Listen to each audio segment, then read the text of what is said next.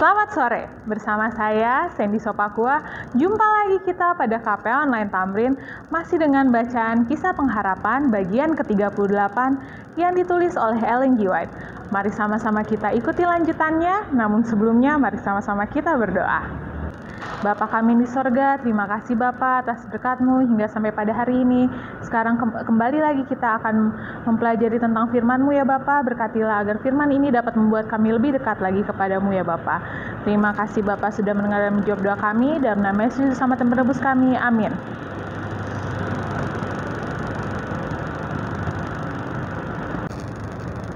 Di kursi pengadilan orang fasik di seluruh dunia dituntut untuk berdiri di hadapan pengadilan Allah dengan tuduhan pengkhianatan melawan pemerintahan surga. Orang yang bersalah itu tidak mempunyai pembela untuk kasus mereka, tidak ada pengampunan bagi mereka, dan keputusan hukuman mati yang kekal telah dinyatakan kepada mereka.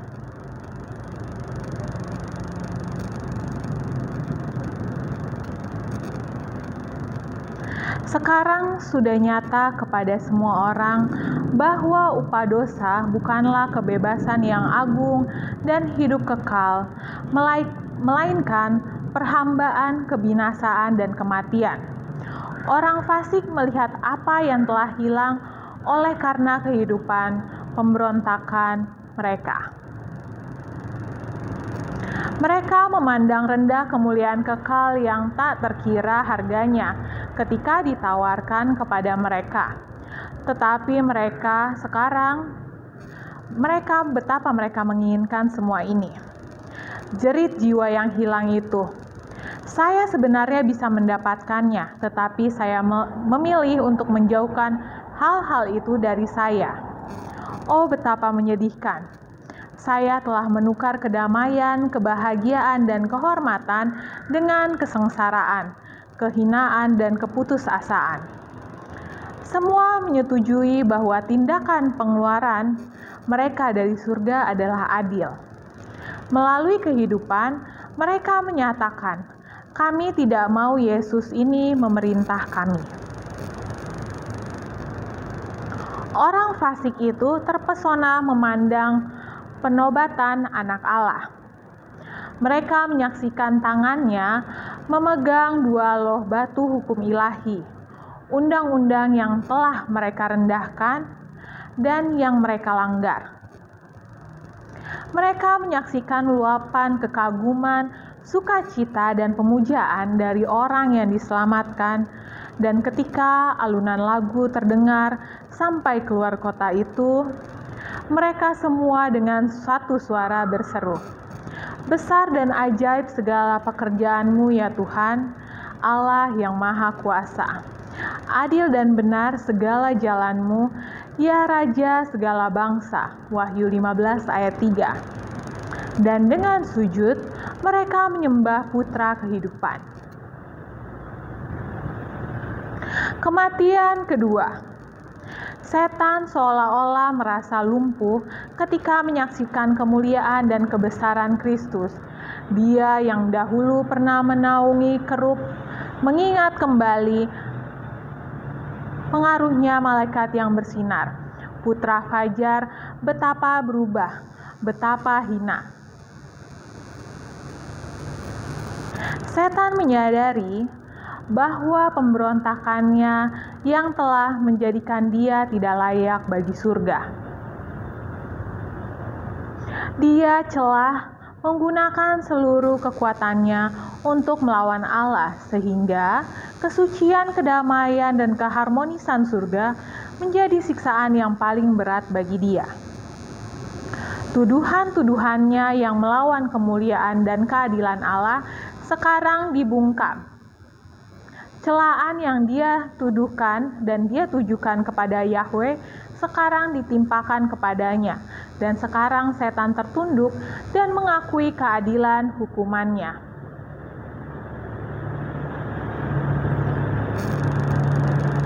Setiap pertanyaan tentang kebenaran dan kesalahan dalam kekuasaan yang berlangsung lama sekarang terlihat jelas. Keadilan Allah membuktikan kebenaran dengan pasti. Seluruh alam semesta telah menyaksikan pernyataan pengorbanan besar Bapa dan Anak yang telah dilakukan untuk kepentingan manusia. Saatnya telah tiba bila mana Kristus menempati kedudukan yang tepat menjadi miliknya dan dimuliakan di atas para penguasa dan berbagai kuasa dan di atas setiap nama yang disebut.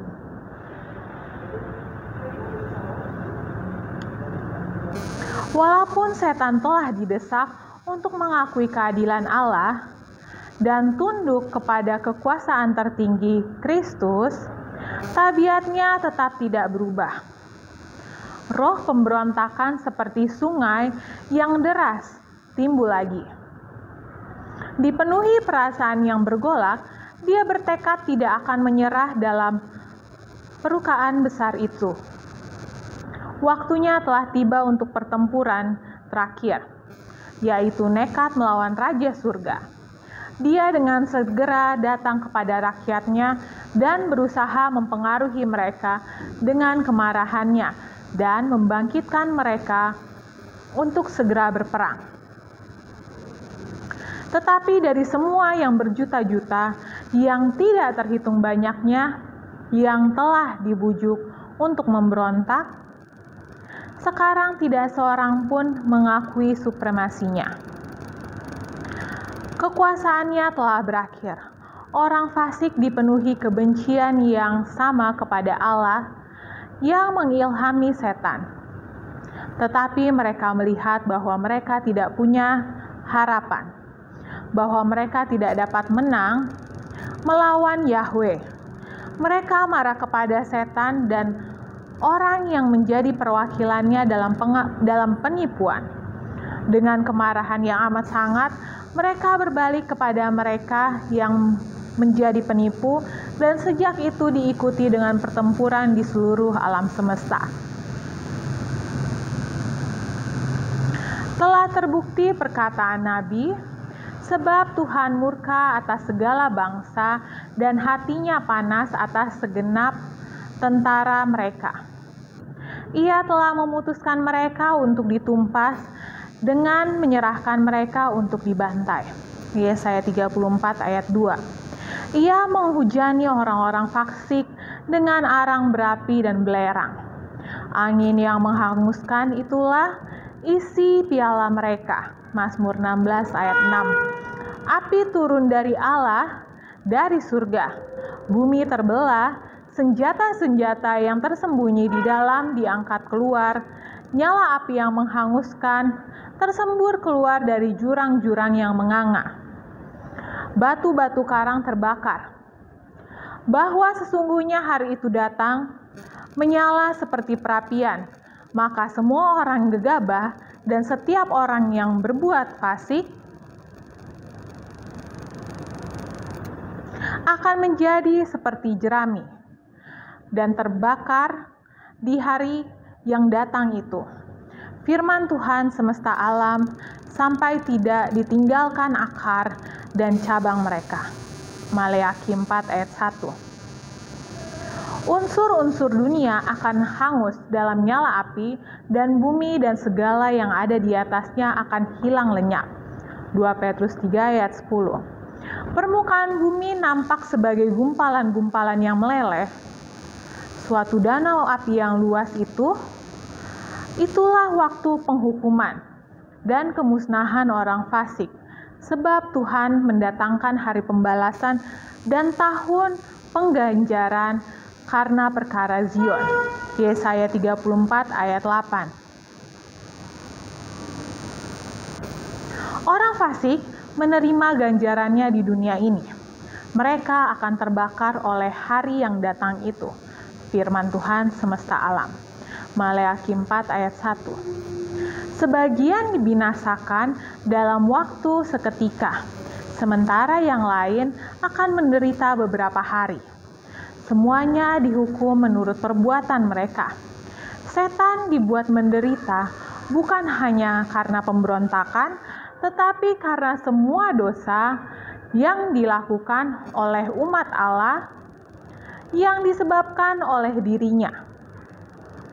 Hukumannya akan jauh lebih berat daripada orang yang ditipunya.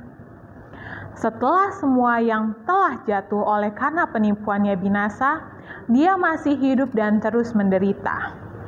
Orang fasik akhirnya dibinasakan di dalam nyala api yang menghanguskan, baik akar maupun cabangnya. Setan, akarnya, pengikutnya adalah cabangnya. Keadilan Allah telah dilaksanakan, dan semua orang suci dan semua malaikat yang berseru dengan suara nyaring, amin.